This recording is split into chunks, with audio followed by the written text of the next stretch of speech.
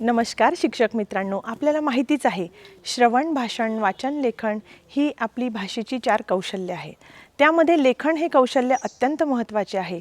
विद्यार्थ्यांच्या श्रुत लेखनामध्ये सुधारणा होण्यासाठी आता आज आपण काही कृती पाहणार आहोत.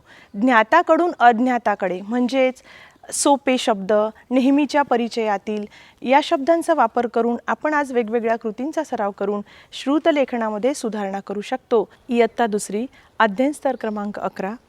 अध्ययन स्तर 4 ते 5 सोपी शब्द, 2 ते 3 सोपी जोडाक्षरं यांचं योग्य गतीने श्रुतलेखन करतो. तर चला आज आपण आपली पहिली कृती पाहूया. शब्दांची आगगाडी खेळूया आणि वाक्य लिहूया. ही एक शब्दांची आगगाडी आहे. विद्यार्थ्यांना साधारणतः फळांची नावे माहितीच असतात. या आगगाडीमध्ये आपल्याला पेरू हा शब्द आणि मग पेरूचे चित्र, त्यानंतर चिक्कू. चिक्कू हे फळ विद्यार्थ्यांना खूप आवडते आणि सगळ्याच विद्यार्थ्यांना आवडतात वेगवेगळी फळं. चिक्कूचे चित्र, त्यानंतर आंब्याचे चित्र, केळीसमोर अनेक म्हणजे केळी इथे दिसत आहे सगळ्यांना. सीताफळ आणि सीताफळाचे चित्र आणि पपई, आणि यामध्ये आपण आणखी शब्द आणि ती चित्र जोडू शकतो. यावरून आपल्याला एक लक्षात येते की विद्यार्थ्यांना पेरू म्हटला की लगेच पेरू दिसतो आणि त्यामुळे पेरू हा शब्द त्यांना कायमस्वरूपी लक्षात राहील, कारण की चित्रांद्वारे केलेले ज्ञानसंकलन शब्दसंपत्तीही वाढते आणि चिरकाल स्मरणामध्ये राहते. यानंतर आपण दुसरं उदाहरण पाहूया. जसं इयत्ता दुसरीच्या विद्यार्थ्यांना वेगवेगळे प्राणी माहिती असतात. जसं त्यांना वाघ ओळखीचा वाटतो, सिंह ओळखीचा वाटतो, माकड ओळखीचा वाटतो. तर त्यावरून त्यांची पिल्लं म्हणजे त्यांच्या पिल्लाला वेगवेगळी संबोधनं आहेत. मग ते शब्द आपण त्यांना सांगू शकतो. जसं वाघ आहे तर मग वाघ्याच्या पिल्लाला आपण काय म्हणतो रे, तर बछडा म्हणतो. सिंह आहे तर सिंहाचा छावा असतो आणि त्यानुसार वाघाचा बछडा, वाघाच्या पिल्ल्याला बछडा म्हणतात. हे एक छोटंसं वाक्य विद्यार्थी वहीत लिहून घेतील आणि त्यांचा लेखनाचा सराव करण्यास आपल्याला सोपे जाईल. वाघाचा बछडा सिंह आहे तर सिंहाच्या पिल्लाला आपण काय म्हणतो, छावा म्हणतो. सिंहाच्या पिल्लाला छावा म्हणतात. हे छोटेसे वाक्य विद्यार्थी वहीत लिहून घेतील. त्यानंतर शेळीच्या पिल्लाला करडू म्हणतात आणि हरिणाच्या पिल्लाला पाडस म्हणतात. या पद्धतीने विद्यार्थी 5 वाक्य जर लिहत असतील तर ते प्राणी आणि त्यांचे पिल्लं ही संबोधनं त्यांच्या कायमस्वरूपी लक्षात राहतील आणि लेखनाचा सराव ते आनंदाने आणि मनोरंजनात्मक पद्धतीने करतील. पुन्हा आपल्याला एक उदाहरण घेता येईल. तर इयत्ता दुसरीच्या विद्यार्थ्यांना माहिती असते की आपल्या परिसरामध्ये कोणते पक्षी राहतात, प्राणी राहतात. प्राणी पण मुलांना खूप आवडतात, वेगवेगळे पक्षी आवडतात. तर त्याचप्रमाणे आता वेगवेगळे पक्षी आणि प्राणी त्यांच्या राहण्याच्या जागा यासाठी पण आपण एक उदाहरण घेऊ शकतो इथे की चिमणी सगळ्यांनी बघितलेली असते आणि रोज सगळ्यांना चिमणी दिसते. तर चिमणी कुठे राहते, घरट्यात राहते. चिमणी कुठे राहते, घरट्यात. कोळी बघितलेले आहे तर कोळी काय विणतात, जाळे, आणि मग त्या जाळ्यांमध्येच ते अडकून जातात. तर कोळ्यांचे जाळे असते. पोपट सर्वांना माहिती आहे ना, पोपट हिरवागार असतो, पोपटाला लाल चोच असते आणि मिठू मिठू म्हणतो. आणि आपल्या दुसरीच्या सगळ्या विद्यार्थ्यांना पोपट हा खूप आवडतो. तर पोपट कुठे राहतो रे, झाडाच्या ढोलीमध्ये. पोपट ढोलीत राहतो, असं आपलं वाक्य तयार होईल आणि ते आपल्याला लिहून घ्यायचं आहे. याचप्रमाणे ही सगळी वाक्ये, चिमणी घरट्यात राहते, कोळी जाळे विणतो, पोपट ढोलीत राहतो, ही सगळी वाक्य आपल्याला वहीमध्ये लिहून घ्यायची आहे. म्हणजे आपल्याला इथूनही नवीन शब्द घेऊन वाक्य वहीमध्ये लिहून लेखनाचा सराव करायचा आहे आणि या पद्धतीने ज्ञानग्रहण केलेले विद्यार्थ्यांचे ज्ञान हे चिरकाल स्मरणात त्यांना राहते.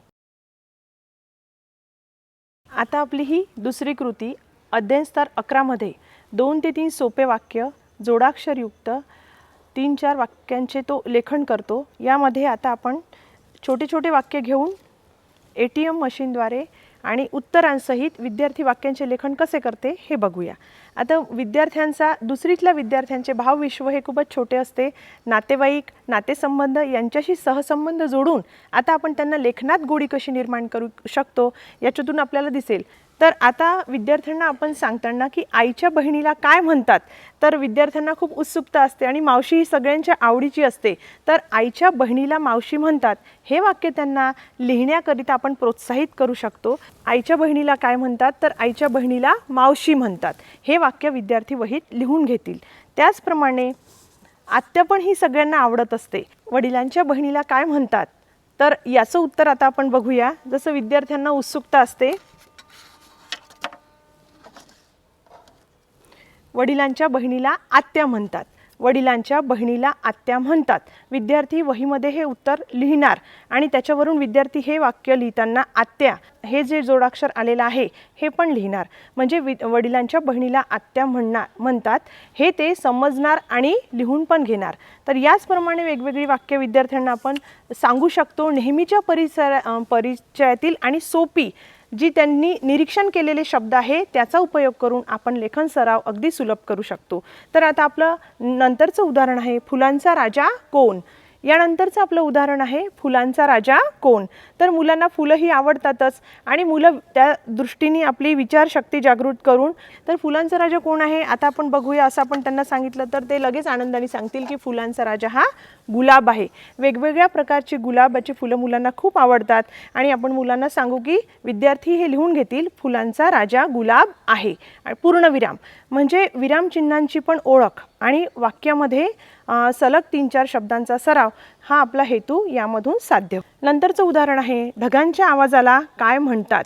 आकाशामध्ये ढग दाटून येतात. विद्यार्थी निरीक्षण करतात आणि ढगांच्या आवाजाला काय म्हणतात. तर काय म्हणतात बघूया आता आपण. ढगांच्या आवाजाला गडगडाट म्हणतात. ढगांच्या आवाजाला गडगडाट म्हणतात हे वाक्य विद्यार्थी वहीत लिहून घेतील आणि वाक्य लिहिल्याच्या नंतर विद्यार्थी पूर्णविराम देतील. म्हणजे विरामचिन्हाची ओळख आणि वाक्याचा परिचय हा लेखनाचा हेतू त्यामधून साध्य होतो.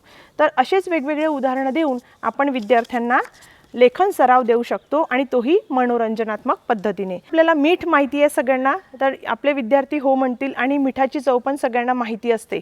तर मिठाची चव कशी असते इथे प्रश्नार्थक चिन्ह आहे.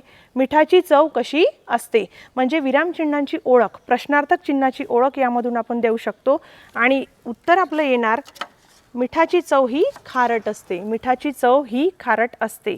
तर विद्यार्थी वहीमध्ये वाक्य लिहून घेताना मिठाची चव ही खारट असते पूर्णविराम यामधून प्रश्नार्थक चिन्ह आणि पूर्णविराम याची ओळख आणि वाक्य लेखनाचा सराव हा हेतू आपला साध्य होतो. विद्यार्थ्यांच्या श्रुत लेखनात सुधारणा व्हावी आणि त्यांना लेखनात गोडी लावावी लेखन सराव योग्य दृष्टीने व्हावा याकरिता आपली तिसरी कृती आहे.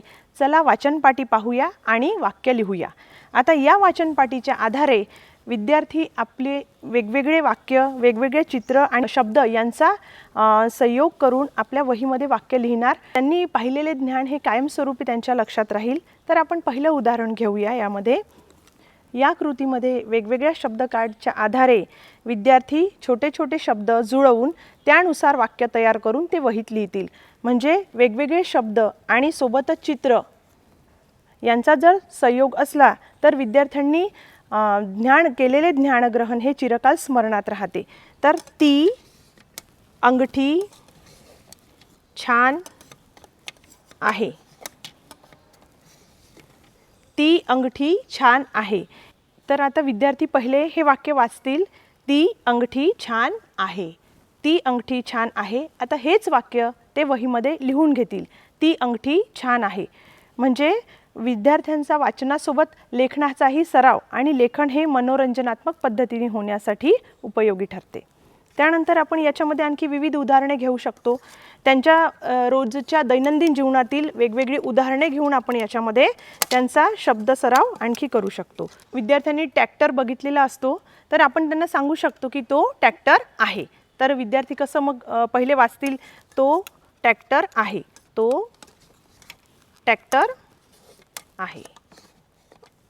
आता सहज ते लिहितील तो ट्रॅक्टर आहे आणि इथे पूर्णविराम म्हणजे तो ट्रॅक्टर आहे हे एक छोटं वाक्य आणि पूर्णविराम या विरामचिन्हाची ओळख. लेखन करत असताना वाक्यामध्ये विरामचिन्हाची ओळख असणे हे अत्यंत आवश्यक असते. त्यासोबतच आपण जसे प्रश्न विचारतो प्रश्नार्थक चिन्ह वाक्य लिहितो तर पूर्णविराम यासोबतच आपण लेखन सराव हा मनोरंजनात्मक पद्धतीने करू शकतो. याच पद्धतीने आपण पुन्हा हा मुलगा आहे. ते कबूतर आहे. हा हात आहे. ही वेगवेगळी वाक्य या वाचनपाटीमध्ये लावून आपण वाचून ती वाक्य लेखनाचा सराव अगदी सहजपणे करू शकतो. अशा पद्धतीने या कृतींचा सराव करून आपण विद्यार्थ्यांमध्ये लेखनात गोडी निर्माण करू शकतो. धन्यवाद.